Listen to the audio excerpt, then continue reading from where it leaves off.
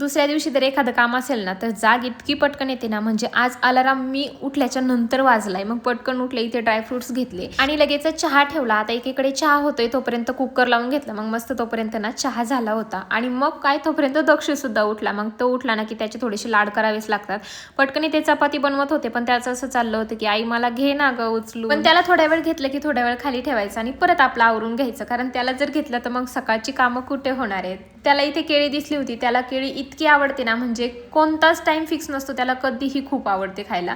1-2च घास खाल्ले, पण तरी सुद्धा मग ह्या दोघांची मस्ती चालू होती. तोपर्यंत मी इथे मस्त शौर्याचा टिफिन रेडी केला आणि त्याची बॅग घेऊन बाहेर आले. तर तोपर्यंत हा इतका मोठ्याने रडत होता ना की मला दादासोबतच जायचंय आता, आणि दादाने उचलून घेतलं तर शहाणा मला बाय करतोय, म्हणजे त्याला वाटलं आता मला दादा घेऊन चाललाय ना, आईला करा बाय बाय. आणि आता एवढ्यात काय झालंय की दक्षिण रोज शौर्याच्या मागे लागतो, म्हणजे इतका रडतो ना, डोळ्याला असं पटकन पाणी येतं. मग त्याला कसं तरी बाय बाय केलं. दक्षला नादी लावण्यासाठी, नाही ते मी झोळीमध्ये टाकलं होतं, कारण शौर्यासाठी फक्त एक चपाती बनवली होती, बाकीच्या चपात्या तशाच राहिल्या होत्या, त्या करून घेतल्या.